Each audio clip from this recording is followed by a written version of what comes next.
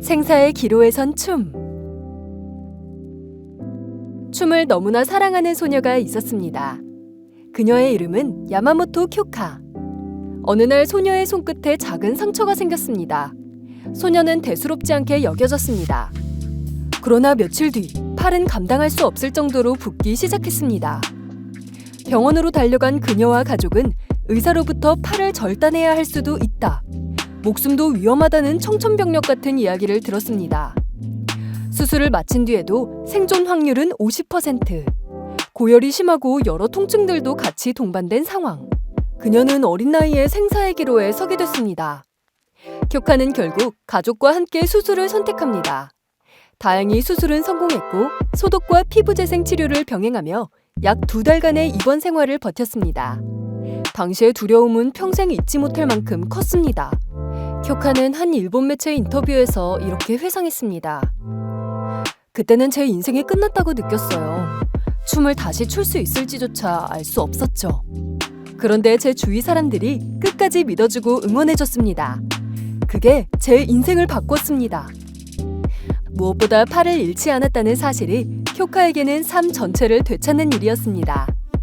그녀에게 춤은 인생의 최종 목적지였기 때문에 팔을 잃는 것은 곧 꿈을 꿀 수 없는 것과 같았거든요. 이 시련은 그녀를 더욱 강하게 만들었고 그녀는 다시 무대 위로 돌아가기 위해 하루하루를 견뎠습니다. 결국 이 어두운 날들을 극복한 쿄카. 그녀는 마침내 일본 최대 춤꾼으로 자라납니다. 쿄카는 춤을 통해 이건 내 인생의 언어다라는 확신을 가지게 됩니다.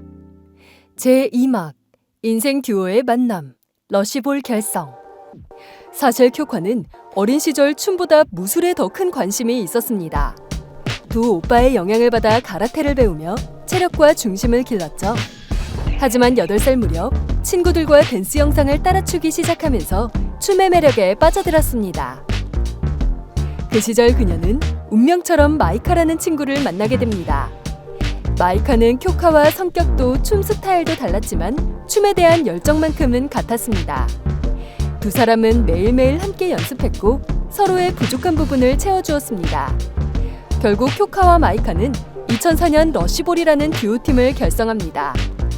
훗날 쿄카는 레드불 인터뷰에서 마이카와 러시볼에 대해 이렇게 이야기합니다. 마이카는 저와 스타일이 완전히 달라요. 하지만 우리가 함께할 때 러시볼이 완성됩니다. 서로 다른 색을 가지고 있지만 함께 있을 때 하나의 그림을 그릴 수 있었어요. 일본 스트리트 힙합씬에서 러시볼은 점점 이름을 알리기 시작했고 전국의 대회에서 두각을 나타냈습니다. 쿄카는 당시 배틀에서 경험한 긴장과 고도의 집중을 회상하며 대회 환경이 댄서로서의 자신을 단련시켰다고 합니다. 배틀 무대 위의 긴장감은 비교할 수 없었어요. 관객, 상대, 음악, 모든 것이 저를 기술적으로 그리고 정신적으로 끊임없이 밀어붙였죠.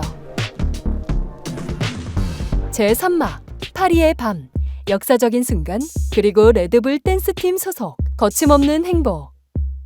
2016년 프랑스 파리, 세계 최고의 스트리트 댄스 대회인 쥐스트두브 무대 위에 쿄카와 그녀의 파트너 마이카가 섰습니다.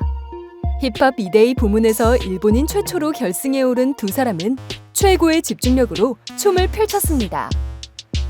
이날 승리는 결국 쿄카와 마이카의 러시볼이 차지했고 일본 스트리트 댄스 역사에서 전설적인 순간으로 기록됐습니다.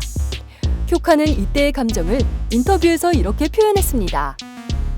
그 순간 저는 우리가 더 이상 일본 팀이 아니라 세계 무대에서 하나의 아티스트로 인정받았다는 걸 느꼈어요.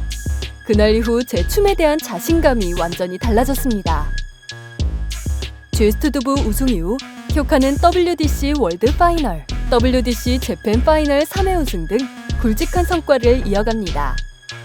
그녀는 춤이 나를 여기까지 데려왔고 앞으로도 춤으로 더 많은 사람들을 만나고 싶다고 말했습니다.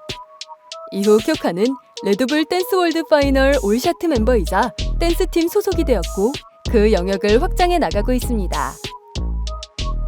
제4막, 춤은 세상과 연결되는 방법.